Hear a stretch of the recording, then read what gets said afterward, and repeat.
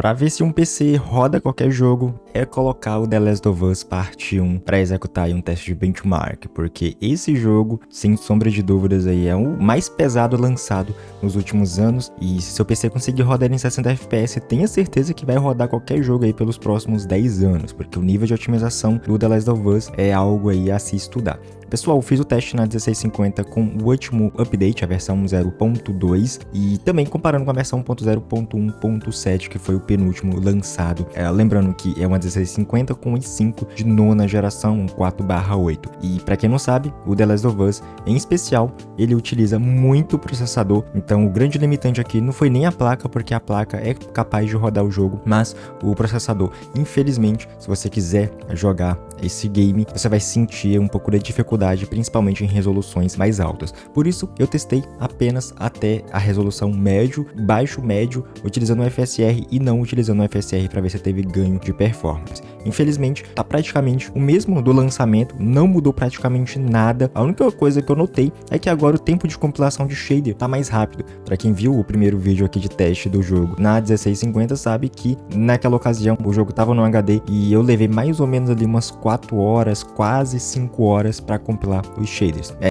isso mesmo, quase 5 horas para compilar os shaders. Depois eu passei por SSD, demorou um pouco menos, e agora nessa última atualização, na versão 1.0.2, levei algo em média ali de 1h30 para compilar tudo. Então tá dentro daquela padrão lá de compilação, né, de tempo para processadores mais fracos. Como eu disse, um 4/8 infelizmente não vai dar conta de rodar esse jogo. Então, se você tem como processadores mais fracos e se sua placa também é mais fraca, como é o caso desse setup, infelizmente você vai precisar esperar o jogo ficar um pouco melhor, porque vai ser complicado. E nem a versão de PlayStation 3, né, rodando no RPCS 3 vai dar conta, porque o RPCS 3 para dispositivos móveis ainda continua muito ruim. Então o desempenho que você vai ter na versão de PC nesse setup vai ser ainda superior à versão de emulador. Se bem que a versão de emulador vai estar com os gráficos melhores, mas infelizmente o desempenho lá não vai ficar tão bom assim para você rodar. No FSR desempenho ele teve uma melhoria, assim, bem tímida, mas que ainda fica acima das casas dos 30 FPS, né? Tanto no baixo quanto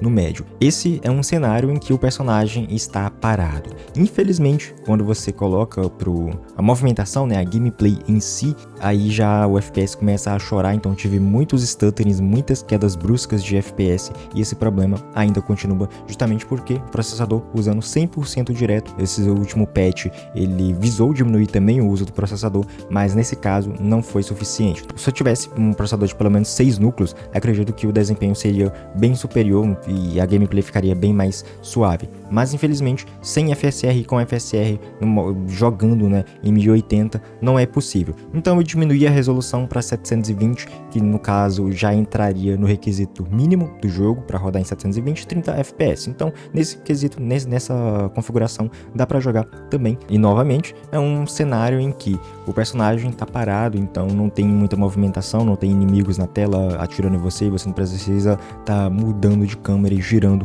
rapidamente. Nesse cenário, né, de personagem parado, até que o FPS se manteve praticamente o mesmo da versão anterior do patch. Mas na gameplay em si, ainda considero bem ruinzinha, o processador chorando, né, pedindo para parar a gameplay, e a mesma placa não sendo utilizada tanto, ficou lá na faixa dos 40%, 50%, porque tava com os presets tudo no low, então não tinha muito o que renderizar. E o gargalo, no caso, ficou por conta do processador. E mesmo assim, mesmo a placa não sendo utilizada em 100%, se vocês prestarem atenção, o uso da VRAM ainda continua bem alto. Então, placas com 4 GB de VRAM para esse jogo definitivamente não é o ideal. Então é 6 GB de VRAM para cima, e ainda quem tem 6 GB de VRAM tá sofrendo, e o ideal, né, para esse jogo em específico seria 8 GB, 12 para rodar ele tranquilamente. Então a Naughty Dog mentiu para os requisitos mínimos, 4 GB de VRAM para esse jogo é insuficiente, e se eles não lançarem um update milagroso, algo que eu acho que é impossível de ser feito, esse jogo vai ficar assim para sempre. Então se você quiser jogar em 720, você até vai conseguir, mas infelizmente você vai ter várias quedas bruscas de FPS.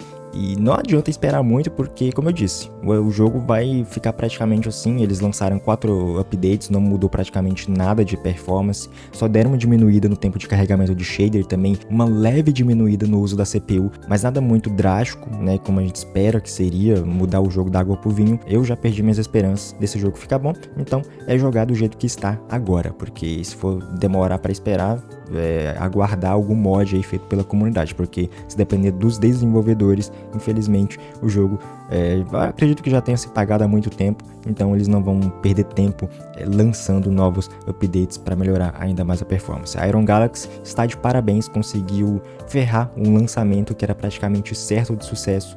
E é isso, pessoal. Comenta aí sua experiência se você está jogando na 1650 ou até mesmo em processadores mais fracos. Como é que está aí o desempenho para vocês? Sua experiência é sempre muito importante, seu comentário também. Se gostou do conteúdo, deixa um like, se quiser aparecer aqui no canal, vire membro. Nos vemos no próximo vídeo. Forte abraço, valeu, falou!